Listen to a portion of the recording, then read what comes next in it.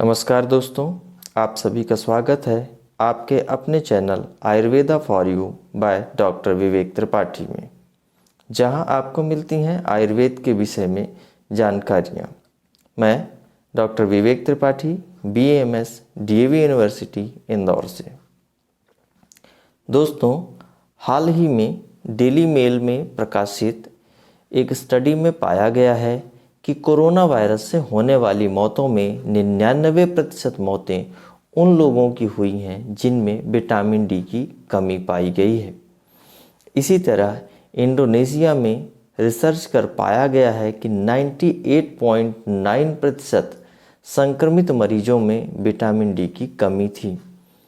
Cambridge के Angelina university द्वारा भी यह बताया गया है कि विटामिन डी की कमी वाले देश कोरोना वायरस से ज़्यादा प्रभावित हुए हैं, जिसका सीधा सा मतलब है कि विटामिन डी हमें कोरोना वायरस से और कोरोना वायरस जैसी भीषण महामारियों से बचाने का कार्य करती है।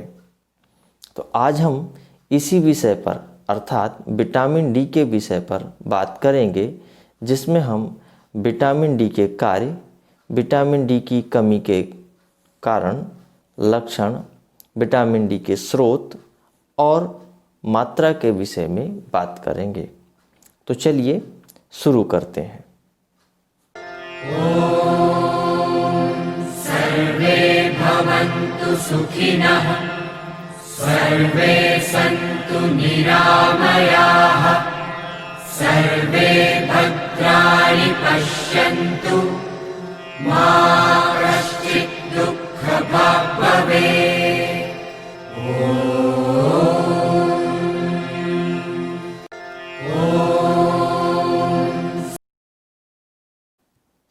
दोस्तों, सबसे पहले हम लोग विटामिन डी के कार्य जान लेते हैं कि आखिर विटामिन डी हमारे शरीर में क्यों आवश्यक है। विटामिन डी हमारे शरीर में इम्यूनिटी को बढ़ाता है और रोगों से लड़ने में हमारी मदद करता है, हमारी रोगों से लड़ने की क्षमता को बढ़ाता है। विटामिन डी हमारे शरीर में कैल्शियम की एब्जॉर्प्शन में सहायक होता है, जिससे हमारी हड्डियां मजबूत होती हैं और शरीर मजबूत होता है। विटामिन डी से मांसपेशियों को बल मिलता है। विटामिन डी रिकेट्स और ऑस्टियोमलेशिया जैसी बीमारियों से हमें बचाता है। विटामिन डी प्रीमैच्योर डिलीवरी होने से रोकता है। हमारे देश में सबसे ज़्यादा नवजात शिशु की मृत्यु का कारण प्रीमैच्योर बर्थ है। तो हम गर्भवती माताओं को विटामिन डी की पूर्ति कराकर प्रीमैच्योर डिलीवरी रोक सकते हैं और देश में नवजात शिशुओं का मृत्यु दर कम कर सकते हैं। हमारे देश में मृत्यु दर बढ़ने का एक और कारण सूखा रोग है। विटामिन डी सूखा रोग से भी हमें बचाता है।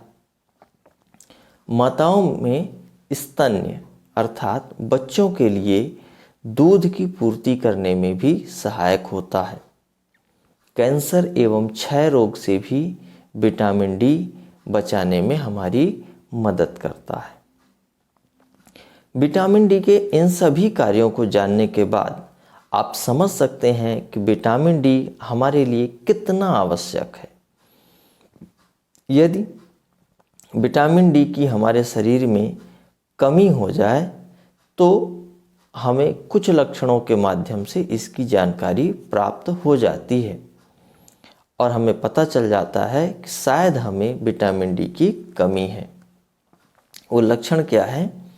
व्यक्ति का उदास रहना, तनाव में रहना, बिना श्रम शरीर के अन्य भाग के अनुपात में, सिर से अधिक पसीना आना, हड्डियों में दर्द की समस्या का बना रहना, बार बार बीमार पड़ना, खासकर मौसम के बदलाव के दौरान, असमय बूढ़ा दिखना, चेहरों पे स्किन में झुर्रियों का पड़ जाना, बाल का झड़ना, सुस्त व थका हुआ दिखना, यदि ऐसे लक्षण किसी भी व्यक्ति में मिलते हैं तो हमें उस व्यक्ति का तुरंत विटामिन डी का लेवल चेक करा लेना चाहिए।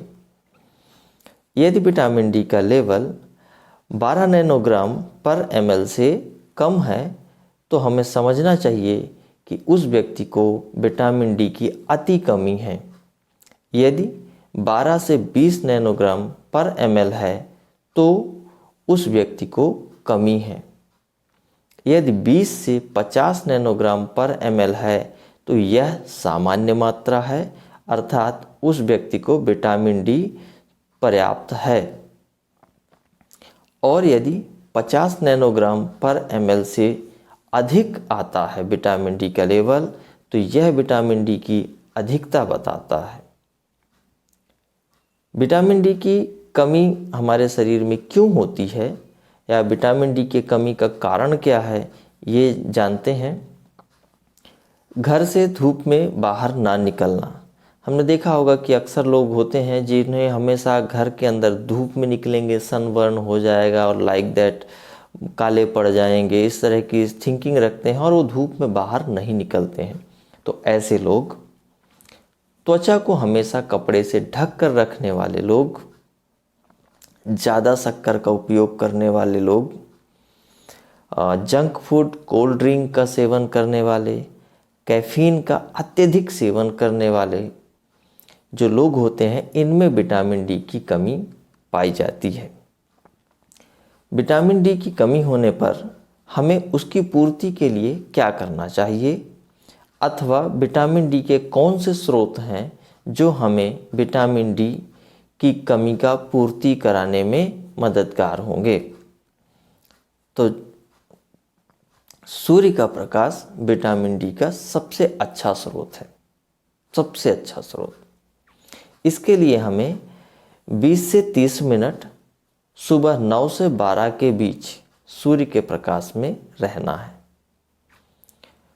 इसके अतिरिक्त मछली का मांस, गाय का दूध, दही, मक्खन, घी, संतरा, दलिया, गाजर, अंडे की जर्दी अर्थात वो पीला भाग जो अंडे में होता है, कॉड लिवर ऑयल और मखाना, इन सभी खाद्य पदार्थों से भी हमें विटामिन डी प्राप्त होता है।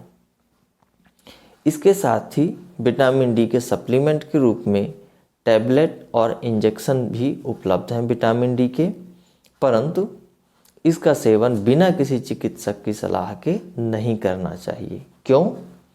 क्योंकि विटामिन डी की अधिकता से भी हमें नुकसान हो सकता है।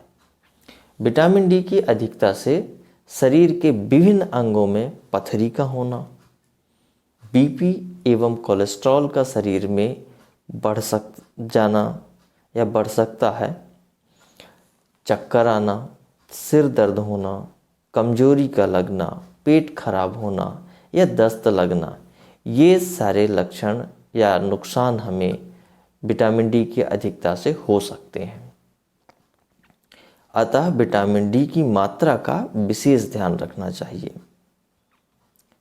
तो विटामिन डी की मात्रा कितनी है,